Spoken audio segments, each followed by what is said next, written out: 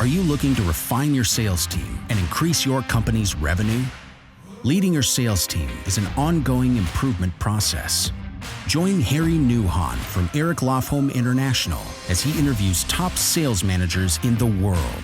Discover the best practices that rocket them and their teams towards success. Boost your recruitment, motivation, and training techniques, leading you to build a top-producing, synergetic sales team. Welcome to CSI for Sales Managers.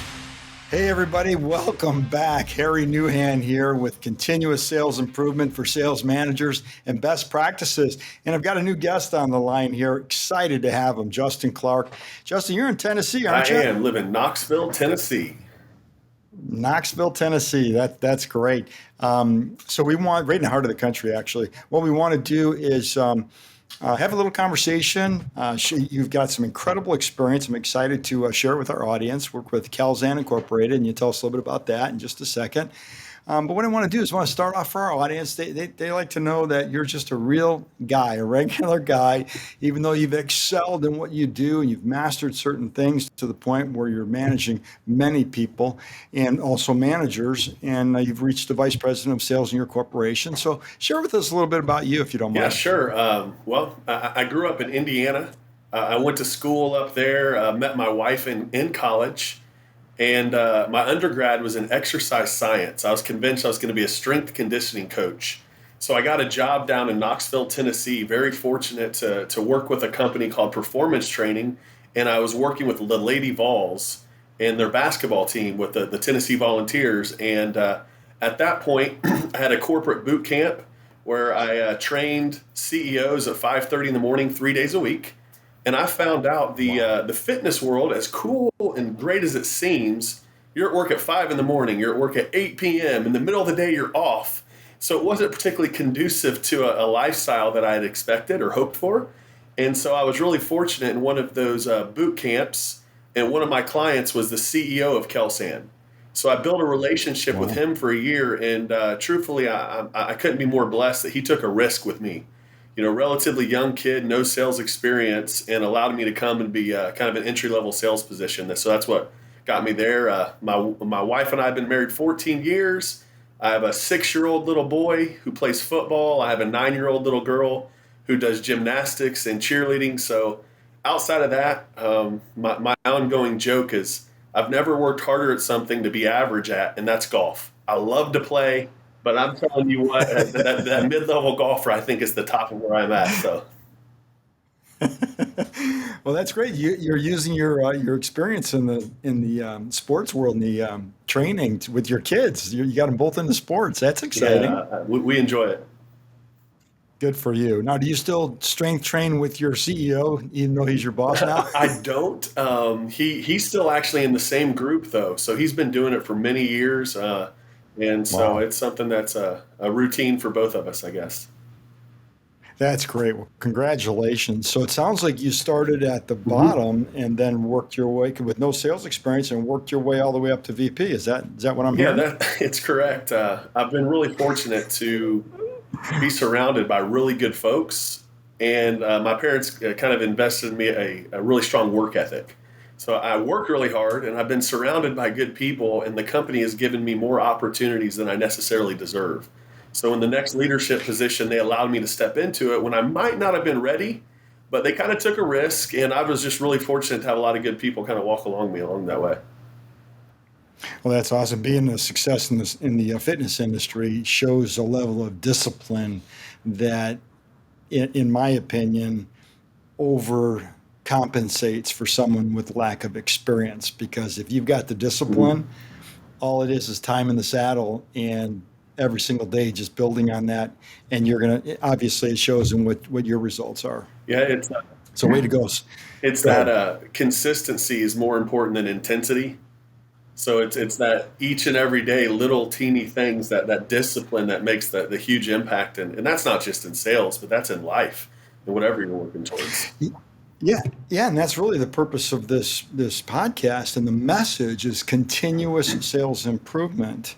It's not something that you can just flip a switch and all of a sudden you're a master. It's a process. And our philosophy is if you just invest 15 minutes to an hour a week on personal development, personal growth, sales skills, product knowledge, and technology, it's predictable that you're going to get to where you want to go and beyond. So thank you for sharing that. That's exciting. Let's roll right into the first question. What do you feel is the most important thing for you about sales management? You could say sales management or leadership. I really think for me, it's two things. It's first off is simplifying expectations. So what I mean by that is so often in a leadership position, there's a flavor of the month, a flavor of the week, what's really focused on, what somebody's supposed to be doing, what corporate's pushing down decision to make, and you can really confuse your team. They're not exactly sure what they're supposed to be doing. They know they're supposed to drive revenue, but at the same time, when you're constantly asking them something different. So I think first off, in a leadership position, really simplifying what somebody's expected to do so they know their position, they know their role. The second piece, and this is just a little more on the emotional side, it's just that people feel cared for. So they feel cared for as a person, as more than just a number, as more than just someone that's going to generate revenue. So in my mind, if you hire the right folks, you simplify expectations, and you truly care for them, it makes, not that management or leadership's ever easy, but it makes the team come together and really work well. They feel like they're part of something bigger, right? Exactly, yeah. That's really good. I like the simplifying expectations because we get so much caught up in the numbers that we sometimes forget what we're actually saying and what they're hearing. It's could be two different things. And So when that's you move awesome. up in an organization, you've got board and investors and C-suite people pushing down on you, and it is really easy to change what you're excited about because what they're excited about. But the more consistent in that leadership role you can stay, it allows your team to really get momentum moving in the same direction. That's awesome. Now, to do that, and let's talk about training.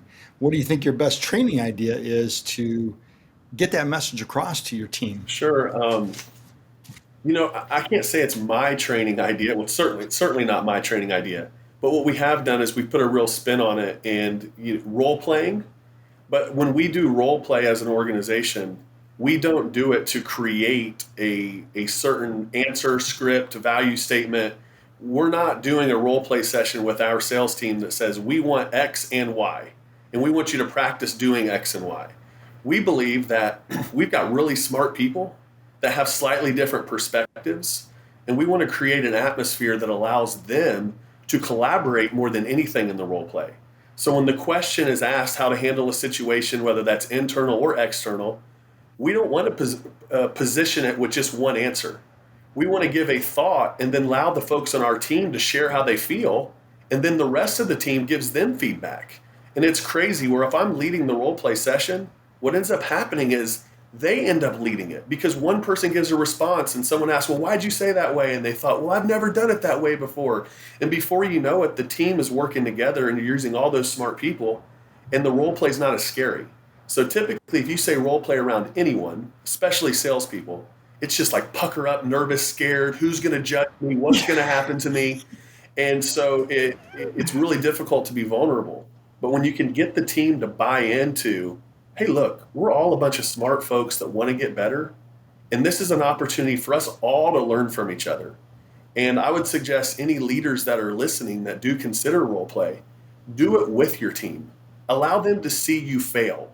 Allow them to see you struggle. Because, even when we have the cheat sheet, we know the perfect thing to say. In a live situation, there's many times we mess up.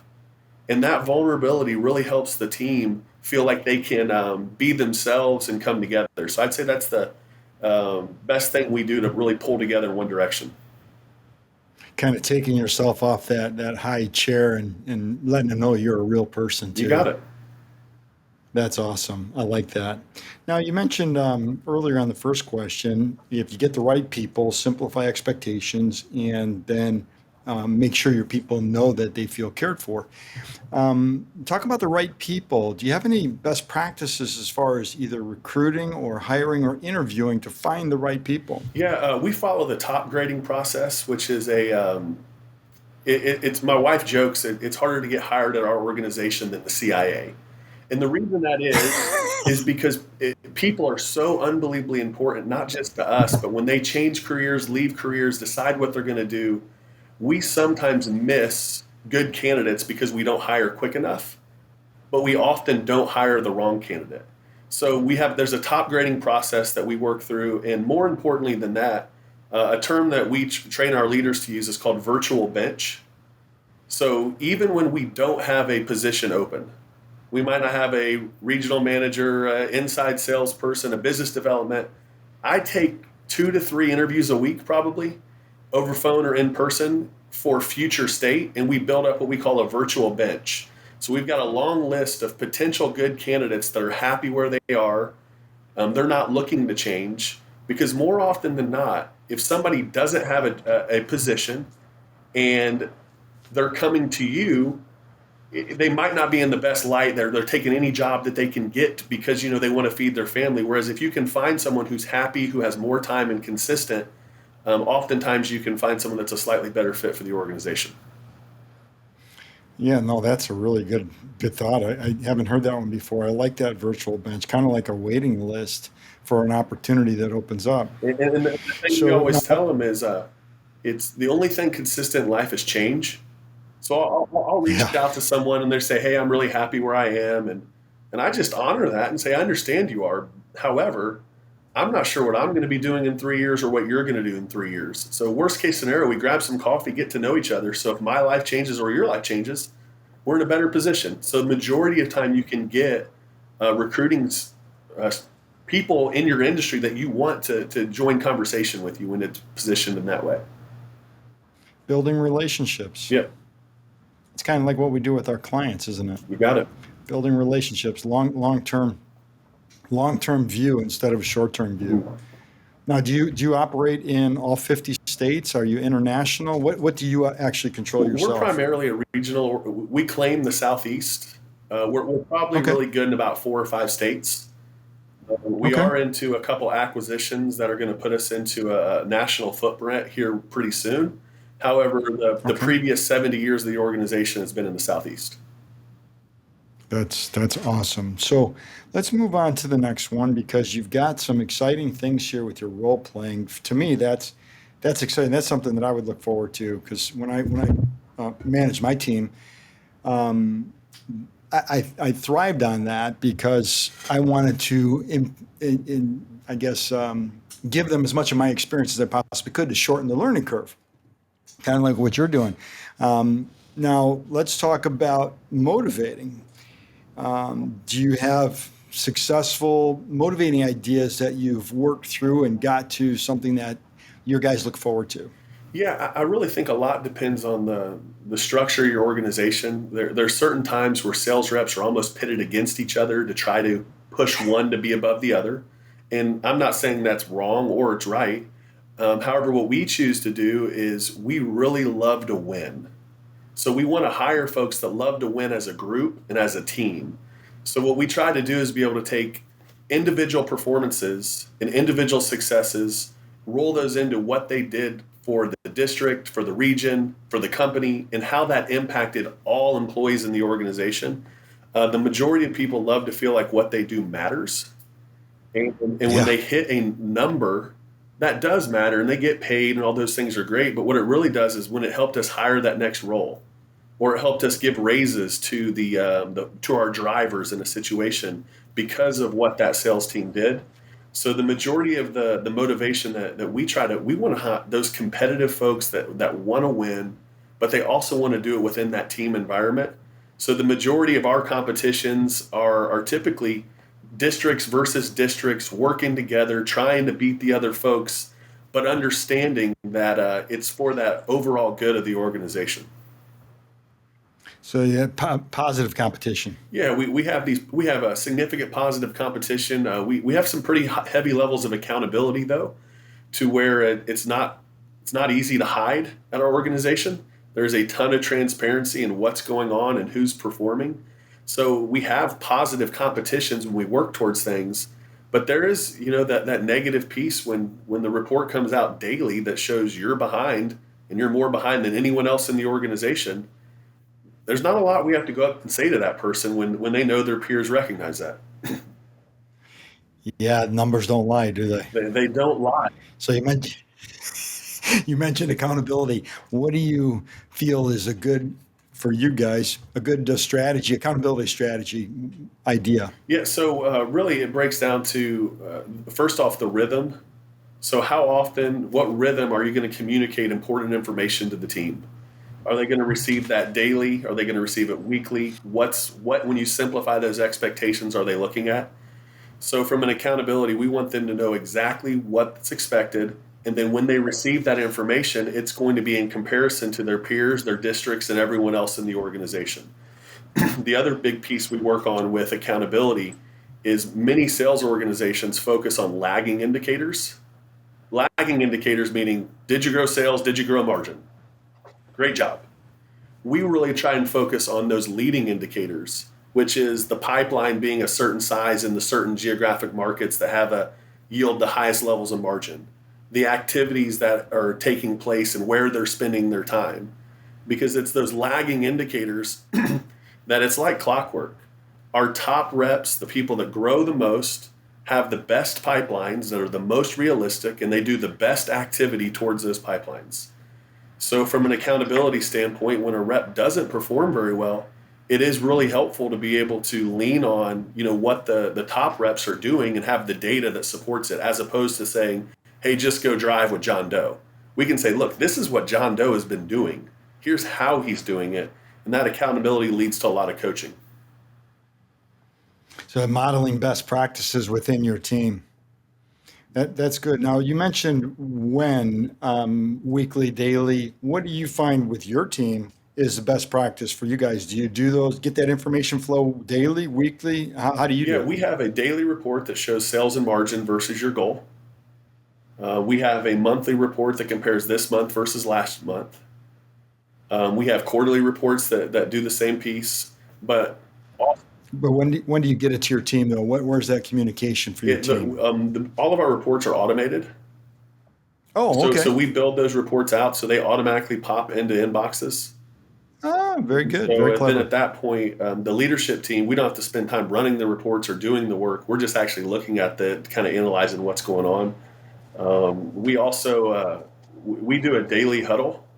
So all of our sales teams meet every day at a different time, whether you're in our Nashville or Charlotte market or wherever you might be. And the call's no more than 5 or 10 minutes. But it involves, what was the biggest opportunity you worked on the previous day? Any numbers that you're proud of? And what roadblocks have you ran into that are keeping you from doing your job? And that's good. I love those daily. They don't have to be long, like you said, 5-10 minutes. They can just be quick, but to have that daily communication and contact, that's a great strategy. And it's not based on it's not because we don't think people are working. Here's what we do know is our sales team work together better than any of our competitors. And so because of these daily huddles, it allows our team to be a team. And when somebody says, hey, I had this opportunity at XYZ, and they say, oh my gosh, there's an XYZ near me. What did you do? And how did that work? And they offer to go make the call with them. It's a true competitive advantage that we have. It's not because we're afraid they're not working each day. It's just a real chance to bring that team close and lean on each other's strengths. That's awesome. Now you mentioned some roadblocks. You identify those. Let's kind of put a different spin on the roadblocks for you. What do you feel, or maybe you could share, because the road's rarely always paved with gold. What kind of setback have you had in your career where it was a setback, and what did you learn from that?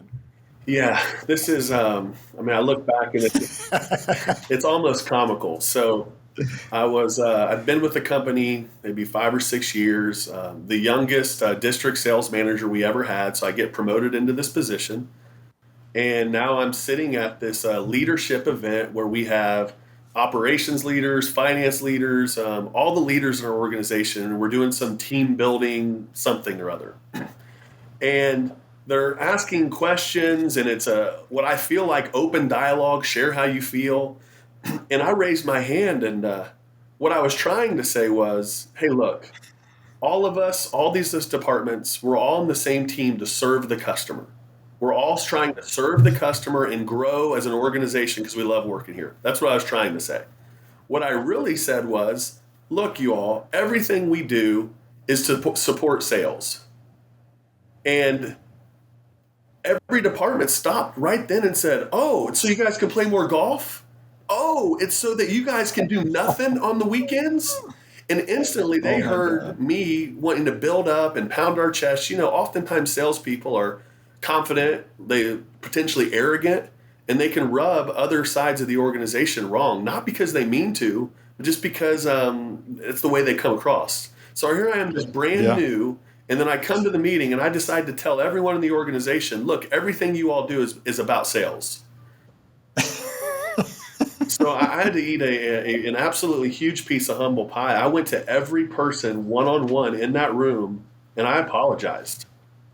And I just explained to them, look, I know what you said. I understand if it didn't sit, or what I said if it didn't sit well with you. And I am sorry because that is not what I meant. Would you forgive me? And so after that moment, it ended up turning to be a good thing because so many people, they appreciate humility. We all want to be honored, but humility comes before honor. Yep. And so in that moment, although I totally screwed it up and had a lot of people really upset with this new young manager, it gave me a chance to go sit down with them and apologize and get to know them a little bit more at their level. That's powerful.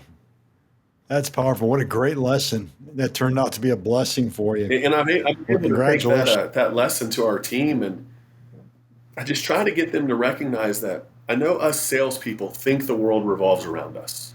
We really do. Yeah. We think nothing happens in an organization if something doesn't get sold, and we pound our chests. And there is truth to that saying, but there's also a lot of truth that if we don't pay our bills, we don't stay open. If we don't deliver on a truck, we don't stay open.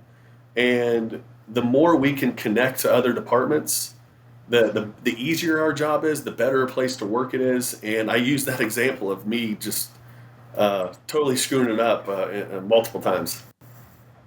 That's really, really, really good. And it reminded me, you said that, the other departments, there's no question the world moves on sales. However, if the trucks can't deliver the products, it doesn't matter how much you sell. I at one point in my career, I was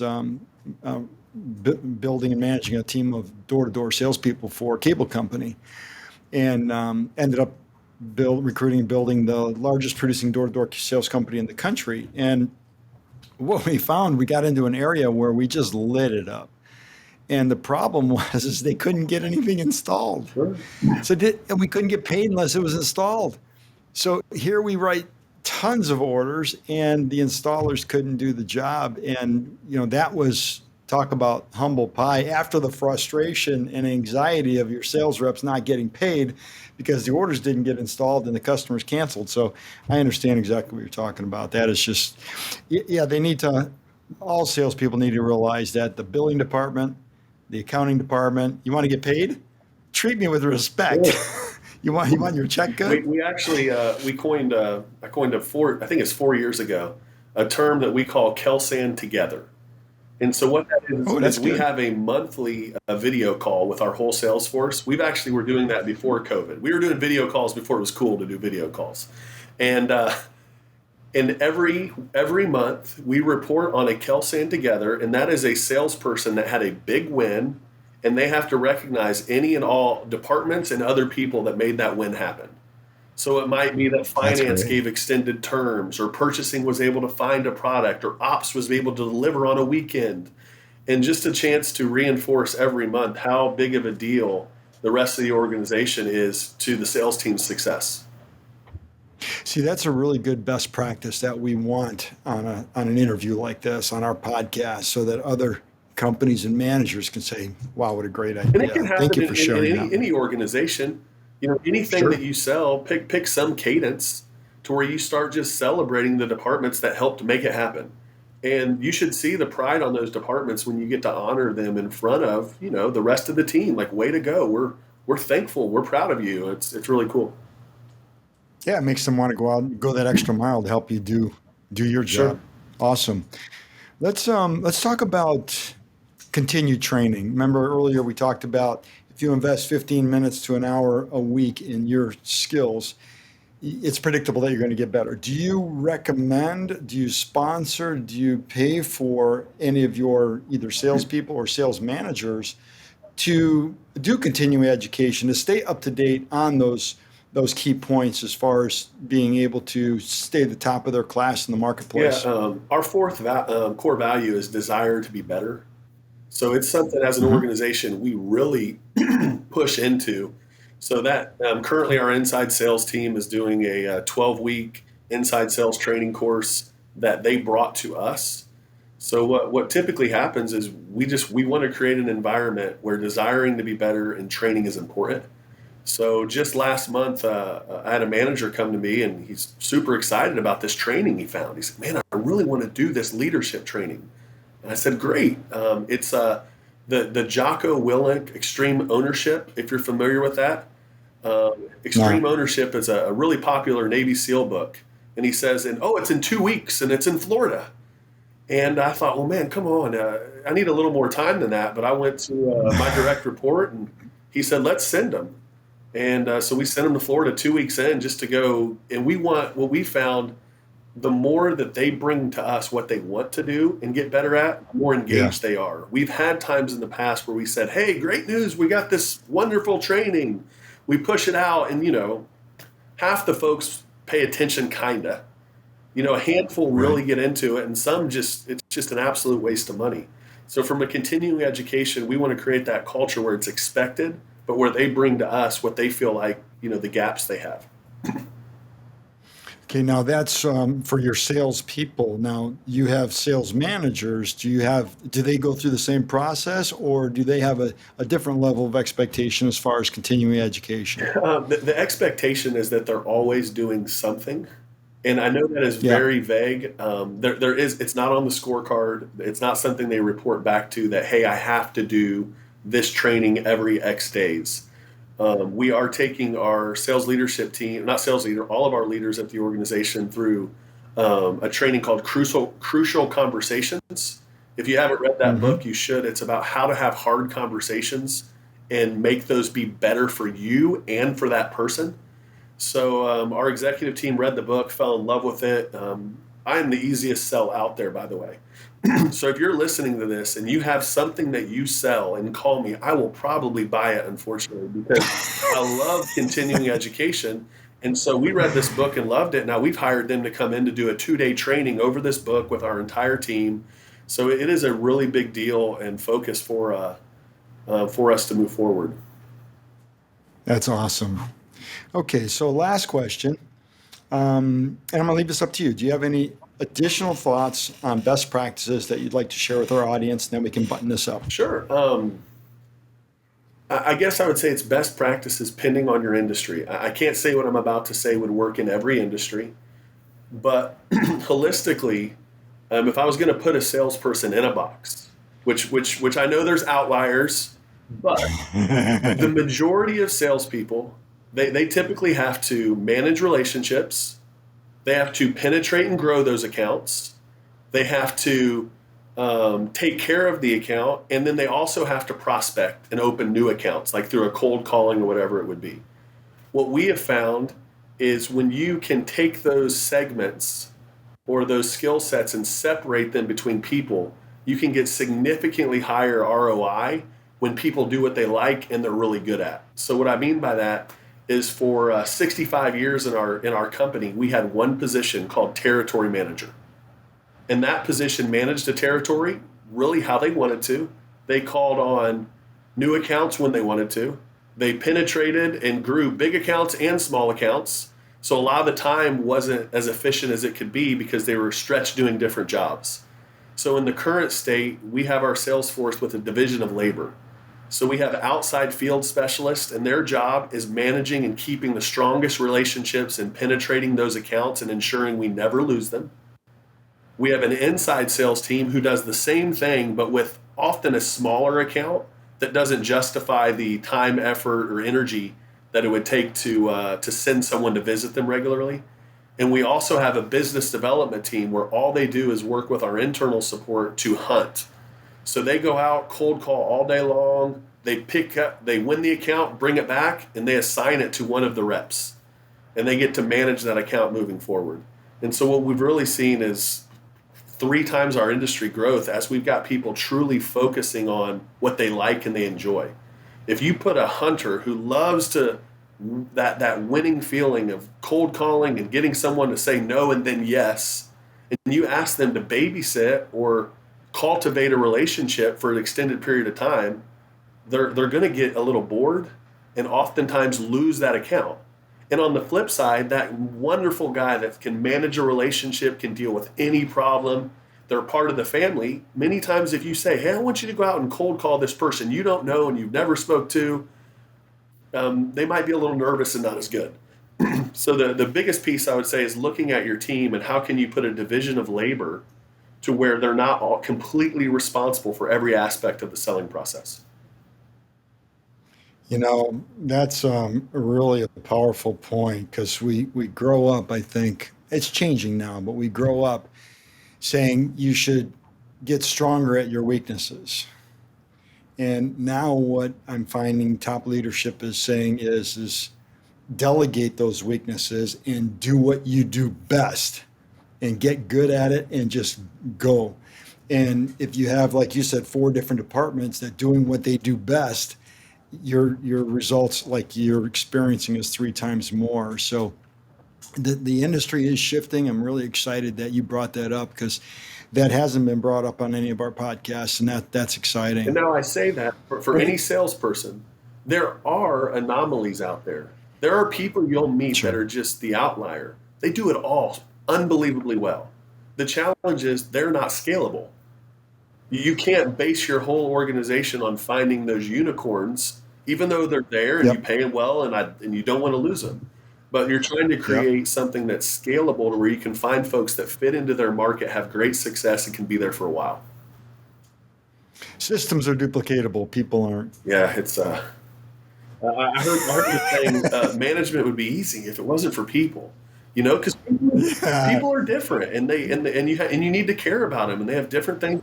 Thank God, right? Yeah, thank God. Agree. It's important that people are different. Wow, that's exciting.